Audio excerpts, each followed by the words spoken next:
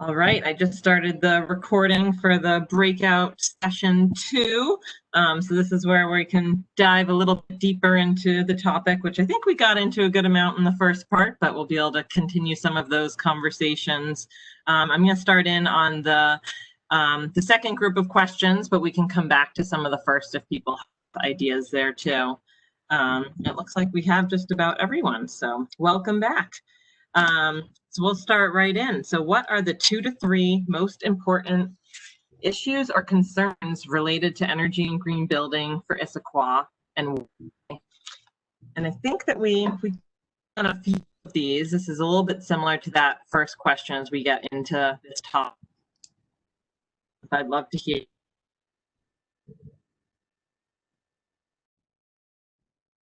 And if you had something that was not an energy green build in that first question session, feel free to bring that up as well. But what do we think are some of the most important issues or concerns for energy and green building?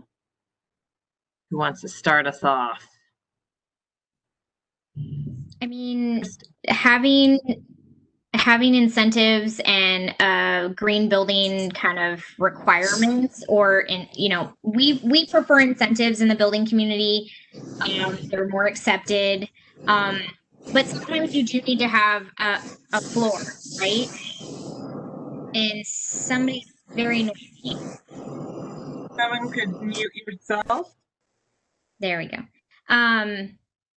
And so I think the mention of the Title 16 being delayed and knowing how fast Issaquah is growing, I do know the Highlands does have some requirements for green buildings kind of in that neighborhood. But beyond that, like commercial land use, and beyond the Highlands, having incentives in place has shown historically to be one of the biggest motivators for having buildings built sustainably or more energy efficiently, or water, improving water conservation, improving tree canopy, improving walkability, neighborhood beautification, equity even. So I think that's a big piece, because builders don't change unless they kind of have a reason to, and that's incentives are a great way to move that market. So incentives in the buildings, and hearing about how it's not just about the energy, but there's the other pieces as well, the water conservation and the natural environment pieces. Yeah, I mean, using a certification hits everything in a sustainability plan. It addresses transportation, it addresses nature conservation, it addresses water conservation, it addresses, habitat, it addresses embodied carbon, energy efficiency. All of that, if you choose the right certification, will be addressed.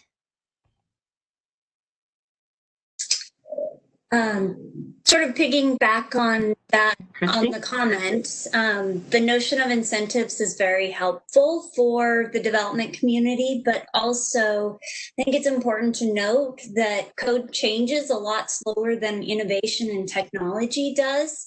And so when you have code, builders are only going to build to what's there because it's too difficult, time, and expensive to do otherwise, even if you might have a passion or a commitment within your organization to do that. So I think it's really important, if we progress and want to be a leader, that there's an ability to allow for flexibility and creativity in an easy forum. Otherwise, I'll use an example. Cross-laminated timber, even though it was approved by the International Building Code, it took us almost a year to get approval just to use it on the 4th floor. We wanted to do that, but it actually cost us a lot more money to do it, whereas we could have invested that savings into making a better built environment or improving the building in a different way. So I think that's important to note. Great, thank you. And if anyone wants to use the chat box to say that they have a comment, then we can go to them next. You're welcome to do that, or to chime in. Other thoughts?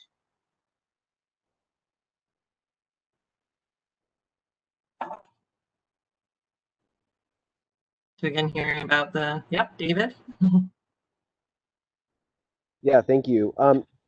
I think this conversation is long overdue, right?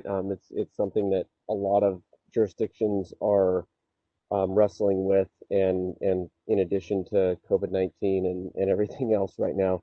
I think two questions, or maybe one question and one point. We'll see where I go. Um, the first is, as much as I was really excited to put three fingers up and say, let's, have Issaquah be a leader in the region and all of that, and I fully agree with that and support it. I still don't quite know what that means. And I think getting some kind of structure around what that means, because Issaquah is a part of the K4C, and that is the regional group of cities in the county that have come together to say, hey, as a group, we need to tackle, um, you know, we need to figure out what we can do, and we can and tackle our carbon emissions and our effect on the environment, and develop a plan that is workable across the board. So understanding that the city's a part of the K4C, and Rachel, you're here, it's representing the county. It'd be really helpful, I think, to understand what being a leader in that group means. So does that mean hitting that 80% rather than in 2050? The goal is hit it in 2045 or 2040, or does it mean something completely different? Because as much as I like that question, it's also kind of um, it's a loaded one, because who's going to say we should just stick with business as usual, especially folks that have been invited to this meeting or these meetings and are really passionate about these issues.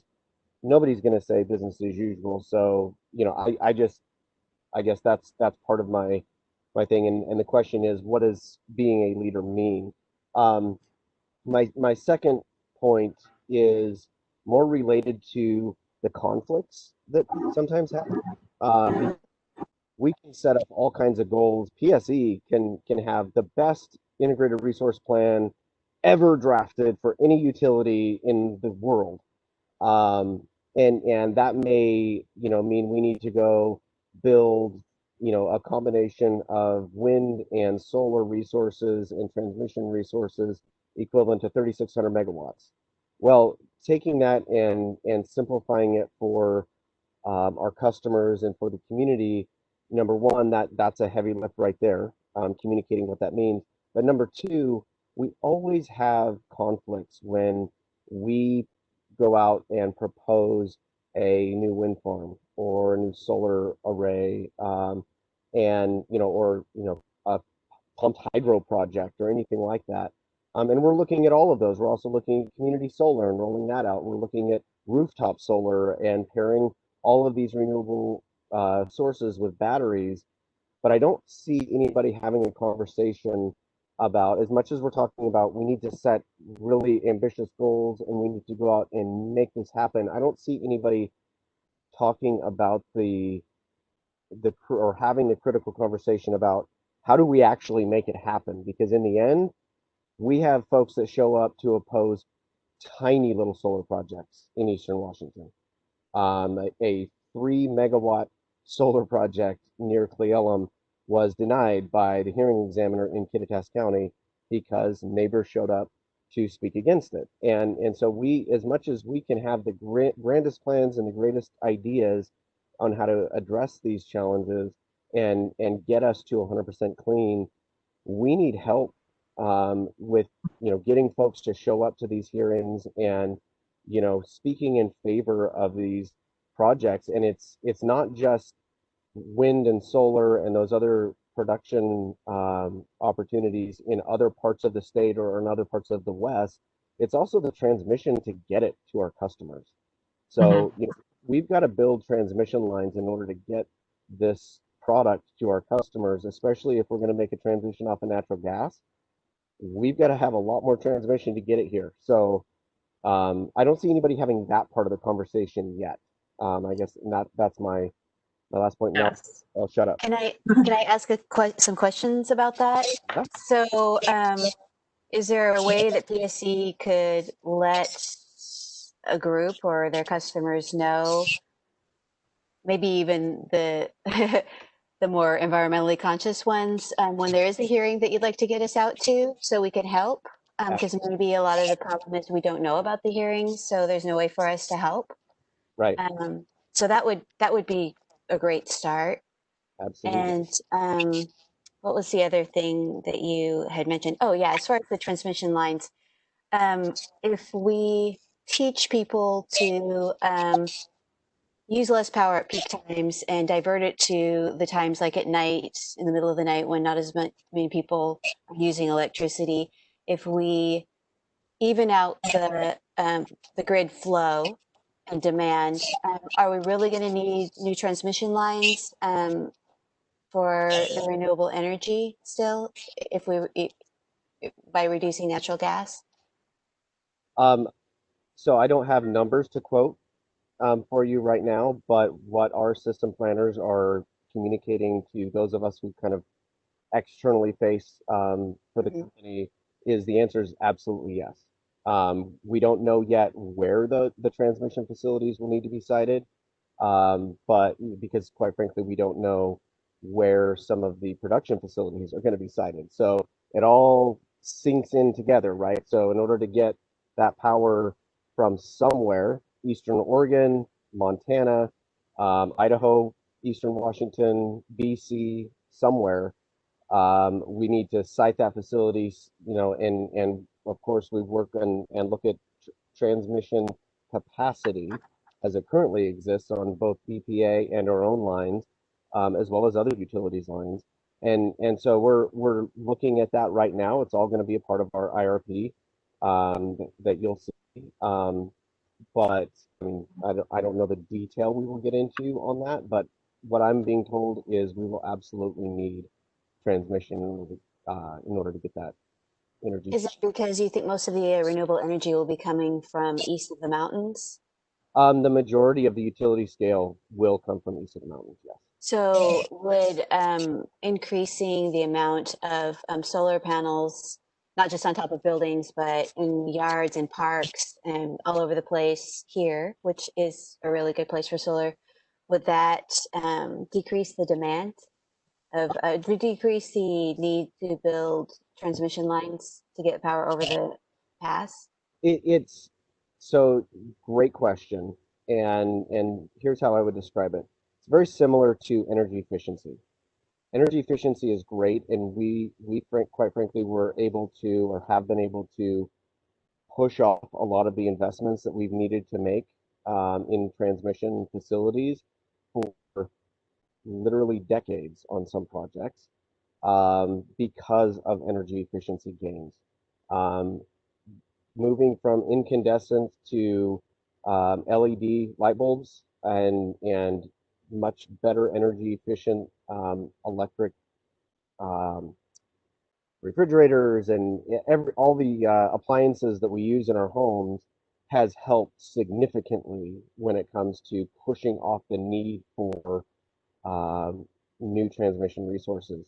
However, what we're talking about when it comes to making a transition to 100% clean and moving folks off of natural gas, we are talking about a massive investment. And I don't think people truly understand the level of investment that this is going to take, not just financially, but just quite frankly in time, education, and other resources to help folks understand that we're looking at a 3,600 megawatt shortfall by the early 2030s.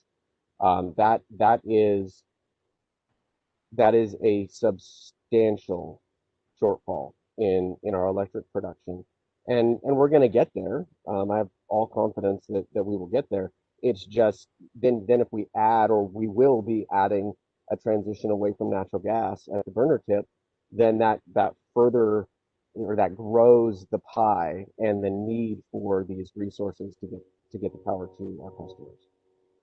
Thank you, David. So I think it's good you went into question 2 a little bit, which is great, about what some of the barriers are. So, and I think Anne was trying to get at some of the possible solutions there. So barrier being kind of overall transmission and making sure that that's in place. And Anne was suggesting some peak load management and renewable energy on both sides of the pass. You were speaking to energy efficiency. So I think those are great ways to get us into 1 and 2. So thank you for helping with that. I'd love to hear. Also, letting us know when those hearings are that you need support with. Absolutely. Yep. We can do a much better job on that front, I will say. I'd like to contradict the David, you mentioned around people aren't really talking about how we get to these solutions. I know in the Built Green community, like, we have education, conferences, webinars all the time.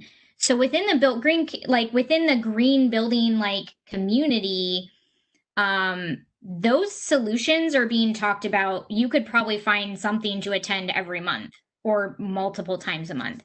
So I know Built Green, our organization, holds an annual conference for all our community members to learn about the latest technologies, studies, case studies. And we actually invite a lot of policymakers as well to that event because we do cover policy in it. So I'd like to contradict that no one's really talking about solutions, because we're always talking about solutions. And that's really what our checklists are focused on, is providing literally a path of, like, if you're going to select a technology, here's what the right technologies, here's, like, it's a very simplistic method. There's, it's pretty prescriptive, but we do have a lot of things that are open-ended, so that are more performance-based. So it's not, you have to use this particular method. So I would like to contradict that, because I don't know about the electrical grid side and that, but as far as buildings and how they're being built and what materials and technologies are being used, those solutions are talked about all the time, and we constantly have education opportunities. So Absolutely. Sonia, so you and I haven't met. I was actually at the Master Builders for 11 years. And so I know Bill Green very well. Amazing organization. You're doing really good work. And so my comment wasn't about there's not a conversation. We have those conversations as well, right? We're trying to solve for X. And part of that solution is getting having a more broad conversation about these challenges, right? And that if we have these conversations about environmental sustainability and the electric grid and making these transitions in a vacuum, and we all talk about that one small little thing, it's just like how folks get frustrated with the Growth Management Act. Well, we can talk about environmental sustainability in lieu of all these scientific studies, but if we don't talk about that also in light of the effect that some of these regulations can have on housing affordability, because there is a direct connection there, but maybe that's a trade-off that we're willing to have, right? Or we're willing to make that trade-off. That's fine. My comment is more, I'd like to see jurisdictions have this kind of conversation about how can we, as a community, support this transition, and when we get into a conflict where maybe Issaquah School District wants to work with us on a community solar project, but the neighbors don't like the fact that they're, and this is a hypothetical, but the neighbors don't necessarily want solar panels next to their house because they're concerned about X, Y, Z. How do we solve that conflict? That's what I'm referring to. Not that the conversation isn't happening broadly or with some specific groups, but I think that's the challenge that we see, or that I see. So anyway, that's my opinion. Great. Yeah, and Megan, I'd like to, one of the big barriers is kind of reiterating what Christy talked about, is really building departments, when they approve permits. I've actually experienced this a lot in my previous work with pervious concrete. They just don't know how to analyze sometimes innovative or new technologies they're not familiar with. And that really does create a barrier. So having some sort of either education for staff or some sort of process that allows them to go through a quicker review process of like innovative technologies that are probably not new, but they're just new to Issaquah. Like CLT is not new. It's proven, but there should be some sort of way that the staff know how to review things in a really like not simple, but like a way that they can look at other jurisdictions or other places and say, oh, it's been used, it's tested, proven. Okay, cool. I think that's a really big barrier when you're trying to really have an innovative city that really does innovate new kind of ways of doing things. That's where a lot of that holdup is at the permitting. Thank you. Yeah. And I'd love to bring Terry into the conversation because I know that she's you're on the somewhat various challenges and opportunities in the building world day by day. So I'd love to hear some thoughts from you. Well, thank you. And I'd like to kind of echo what Sonia was just saying, that the permitting can be a stop point. And something that we've done for several of our projects that are using innovative materials, we actually go in and build a coalition with the plans examiner long before we apply for permit. So we bring them information to educate themselves. We put them in contact with other jurisdictions that have approved that specific different type of construction or method or material. So they get comfortable with it, and then we ask them what they want to see. So then there's buy-in, and they feel like we're honoring their knowledge and their position, and they're part of the team. So I think really team building and coalition building and creating ways for us to collaborate and create synergy with each other, that's where we have found we can get past the roadblocks. Just, you know, again, kind of like what David was saying with getting support at the meetings. It's bringing people together that have similar goals or similar, similar goals for certain outcomes, and using just the process of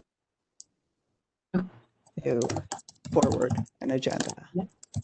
Great, thank you. I'm going to go to Christy, who has a comment.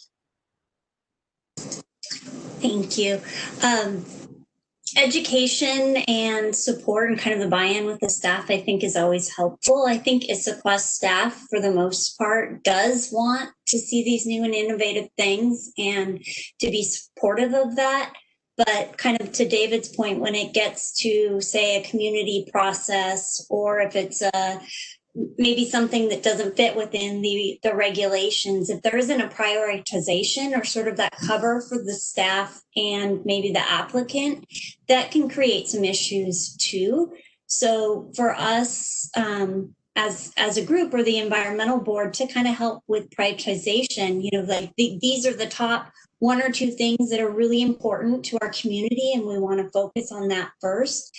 That helps then staff have the cover or council have the cover to make change to policy that enables the change that Issaquah wants to see. Because if there isn't that, then there continues to kind of be what comes first, or can any of it happen? So that's my 2 cents.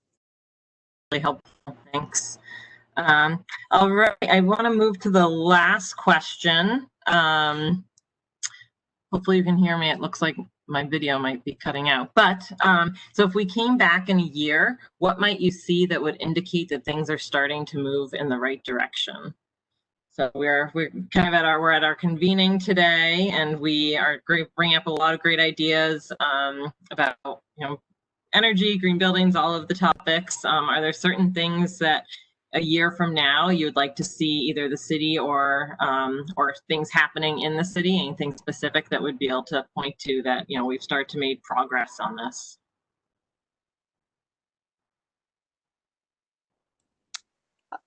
I'll go first unless somebody else wants to. So I thought about this earlier, and I think it would be great if we had a measurement in place to, and PSC could probably help with this, to show how our greenhouse gases are, like, where they're at now and where they're at in a year. And in the meantime, have maybe playful competitions to educate and reduce greenhouse gases. We'll see more solar around, and more renewables will be made, and we'll be able to see them. And more people will still be working from home that can. Like with King County, they've made it okay for people to work at home. So, you know, the tech companies and anybody who can still work from home, if not all days, you know, a portion of the days, so there's less traffic. And that might also open up more building space. So businesses might not have to expand their buildings for employees. And maybe that space could be used for low-income housing, either for their own employees or for other people. And less buildings will need to be made. So there's probably some codes around that would have to be created. Thank you. Christy. Thank you. So I'm more of a big picture person. I like to kind of go to the end and then work my way back to the detail. I think, you know, a year from now, if we had that one thing that we chose that was a priority that becomes a niche or a branding for the city of Issaquah, what do we want people to know about Issaquah, to be the go-to foremost expert? And then we have implemented some sort of process to either help educate, to change or enable, to allow that innovation. And then it's something that everyone can speak to very easily.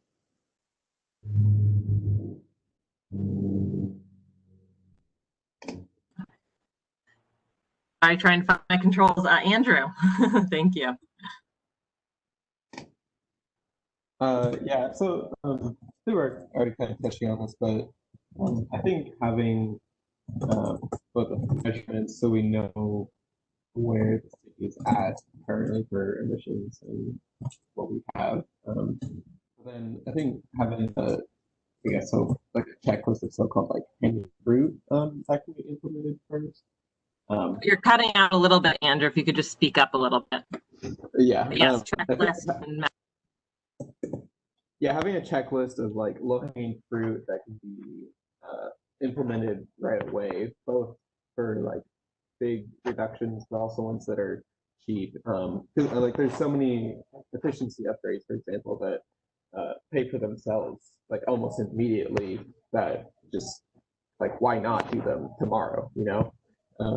And I agree with Christy. Was Christy just talking last?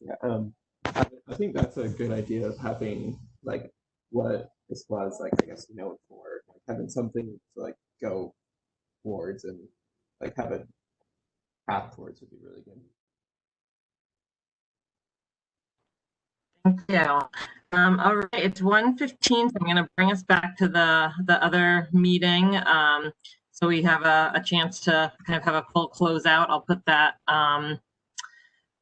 sorry, the link for the main meeting in the chat box. I know we never have enough time for the full discussion. We do have that email chain, so if anyone kind of had some final thoughts, we'd be happy to share them there. And you know, this will not be the end. We'll be circling back with everyone, but let's go back to the main group and hear what everyone had to say. So thank you so much for all your input. I really appreciate it.